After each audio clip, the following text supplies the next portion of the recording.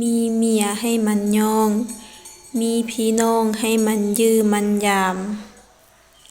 อีกครั้งหนึ่งเนาะเกี่ยวกับเรื่องผัวเมียหมายถึงคู่ชีวิต คู่ชีวิตคืออะไรก็คือคนที่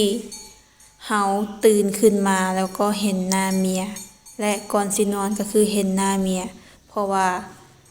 เฮาอยู่นำกัน นอนนำกันคือมันเป็นผัวเมียแม่นบ่เป็นคู่ชีวิต ซึ่งจะเป็นคู่คิดทุกๆเรื่องกับผัวก็คือเมียเพราะว่าจะเป็นในเรื่องของการงานการเงิน การจะมีลูกหลานเฮ็ดแนวใดสิมีอยู่มีกิน ก็คือผัวต้องได้ปรึกษากับเมีย มีเมียให้มันย่อง หมายความว่าเวลาที่ว่าเมียเฮ็ดสิ่งที่ว่ามันดีๆให้กับผัว หรือว่ามื้อนี้เนาะเห็นเมียแต่งตัวงาม ก็ให้ยองเขาเนาะว่าเขางาม หรือถ้าว่ามื้อใดที่ว่าเมียเฮ็ดสิ่งดีๆให้เขาให้ผัวหั่นน่ะผัวหันก็ต้องแบบมีการย่องแล้วก็มีการขอบอกขอบใจนำเมีย หรือเมียซักเครื่องให้ก็ยองเขาโลดนะว่าเขาเป็นคนดุคนมันขอบใจเขาไปโลด หรือเมียแต่งกินให้ก็ขอบอกขอบใจนำเขา คือเฮาจะสังเกตเห็นหลายคู่หลายคน เวลาที่ว่าเป็นผัวเป็นเมียอยู่นำกันแล้ว เรื่องที่ว่าเฮ็ดอยู่ครัวกิน เรื่องที่ว่าเมียแต่งอยู่ครัวกินหรือว่าเฮ็ดเวียกเรือนเวียกชานให้ซักเครื่องซักของบางคนคิดว่ามันเป็นหน้าที่อยู่แล้วสิว่ามันแม่นบ่ก็แม่นคือกัน แต่ว่าถ้าว่าเฮาอยากให้ความสัมพันธ์มันดีมันราบรื่น แบบมันบ่น่าเบื่อเฮาก็ต้องหมั่นขอบอกขอบใจกัน คือยุคนี้เฮาจะเห็นได้ว่าหญิงชายแม่นเท่าเทียมกัน คือผัวเฮ็ดเวียกหาเงิน เมียก็เฮ็ดเวียกหาเงินได้ ฉะนั้นในการเฮ็ดเวียกเรือนเวียกชานนี่แม่นก็แม่นอยู่ว่ามันเป็นเวียก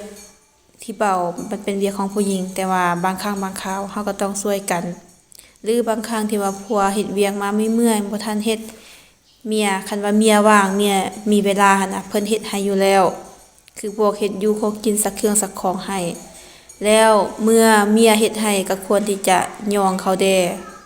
ยองแด่แล้วก็ขอบใจเมียแด่คือเพิ่นว่าหั่นแหละมีเมียให้มันยอง สำหรับผู้หญิงเนาะผู้ที่ว่าเป็นเมียคันว่าแบบผัวหันมันย่องมันขอบใจหั่นน่ะเมียหันมันเฮ็ดให้ได้อยู่แล้วค่ะว่ามันว่างมันทันมันมีเวลาน่ะไอ้พวกซักเครื่องซักของเวียกเล็กๆน้อยๆของผู้ชายมันเฮ็ดให้อยู่แล้วถ้ามันฮักผัวเด้คันบ่ฮักมันก็บ่แต่งก็บ่เอากับคนนั้นฉะนั้นน่ะผู้ที่เป็นผัวก็มันย่องมันขอบใจเมียแด่บ่แม่นยามใดก็สิมีแต่ให้ก็บ่ได้เนาะหรือว่ายามใดก็ไปกินเหล้ากินเบียร์มาแล้วก็มาให้เมียอันนี้บ่ได้เนาะครอบครัวใดเขาจะสังเกตเห็นเนาะครอบครัวใดก็อย่าถ้าว่าฟังความเมียเนาะฟังความเมียหรือว่าฮักเมียแล้วแม่นครอบครัวนี่เจริญแต่ว่าตัวนี้ก็ขึ้นกับเมียเด้อถ้าว่าเมียเป็นคนดีเป็นคนฮู้เป็นคนดีเป็นคนที่แบบว่าบ่เฮ็ดผิดบ่เฮ็ดแนวที่มันบ่ดีหันนะถ้าว่าผัวฟังเมียแล้วมันจะได้ดีหมดทุกคนครอบครัวนั้นมันจะเจริญแล้วก็สงบสุขวันนี้พี่น้องหมายถึงเชื้อชาติวงศ์ตระกูลอาจจะเป็นพี่น้องที่ว่าเกิดมาร่วมท้องเดียวกันหรือจะเป็นลูกพี่ลูกน้องกันคือทุกคนที่ว่าเกิดมาเติบใหญ่ได้มาก็ต้องมีการสร้างครอบสร้างครัวเป็นของตัวเองอยู่แล้วเมื่อเฮาสร้างครอบสร้างครัวอยู่แล้วสถานภาพหรือว่าการใช้ชีวิตแม้นจะเปลี่ยนไปอย่างสิ้นเชิงก็คือเฮาจะใช้เวลากับครอบครัวกับเมียกับผัวหันหลายอยู่แล้วหลายกว่าอ้ายเอ้ยน้องพี่น้องเพราะว่าเฮาแต่งงานแล้วเฮาสร้างครอบครัวแล้วมันต้องได้แยกออกจากพ่อแม่และพี่น้องแต่แนวใดก็อย่าเนาะสำหรับคำว่าพี่น้องเฮ็ดแนวใดก็ตัดบ่ขาดกัน เวลาผิดกันอาจจะเว้ากระแทกกระทั่งกันหรือว่าด่ากันให้กันก็มีแต่ว่าแนวใดก็คือตัดบ่ขาดอยู่แล้วเพราะว่าเป็นพี่น้องสายเลือดเดียวกันฉะนั้นถึงแม้ว่าเฮาจะอาจจะบ่ได้อยู่นำพี่น้องทุกๆมื้ออาจจะบ่ได้คือเก่าแล้วก็อย่าเป็นพี่น้องกันต้องหมั่น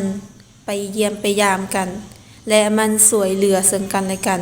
เวลาที่ว่ามีปัญหาก็ต้องช่วยกัน เทื่อนี้เจ้าสวยคอยเทื่อหน้าคอยสวยเจ้า หรือถ้าว่ามีโอกาสมีเวลาเป็นปีใหม่บ่ช่วงเทศกาลที่ว่ามันว่างเวียกมันพักเวียกก็ให้ไปเยี่ยมไปยามกัน คือว่าหั่นแหละเป็นพี่เป็นน้องกับย่าถ้าว่าเฮาแบบบ่ได้เจอกันจักเทื่อหันน่ะบ่ได้พบกันดนไปมันก็จืดจางหายดนไปสุดท้ายบ่ฮู้จักกันซ้ำมีได้หลายครอบครัวหลายหลายคนเนาะที่ว่ามีพี่น้องอยู่ไกลหั่นน่ะโดนไปปีนี้บ่ไปยามปีหน้าบ่ไปยามจาก1 ปีเป็น3 ปีจาก3 ปีเป็น5 ปีจาก5 ปีเป็น10 ปีจากนั้นล่ะแม่นบ่ฮู้จักกันซ้ำลืมซ้ำว่าตัวเองเป็นพี่น้องกันบางคนมาเห็นบางคนเป็นพี่น้องกันยังบ่ฮู้ซ้ำยังบ่ฮู้จักกันซ้ำหั้นน่ะว่าชื่อหยังแม่นไผอันนี้ก็เกิดหลายปัจจัยนะบางทีแบบคือสมมุติว่า2 คนเป็นไอ้น้องกันน่ะแต่ว่าเวลามีลูกมีหลานผัดบังเอิญอยู่ห่างไกลกันลูกหลานก็อยู่ไกลลูกหลานอันของอ้ายก็อยู่ไกลลูกหลานของน้องก็อยู่ไกลแล้วมันเฮ็ดให้แบบเริ่มจางหายไปฉะนั้นเนาะเฮาเป็นพี่น้องกันก็บ่อยากให้ตัดขาดกันหั้นแหละถ้าว่ามีโอกาสก็ไปยามไปเยี่ยมยามถามข่าวไปมาหาสู่กันช่วยเหลือซึ่งกันและกันคือเก่า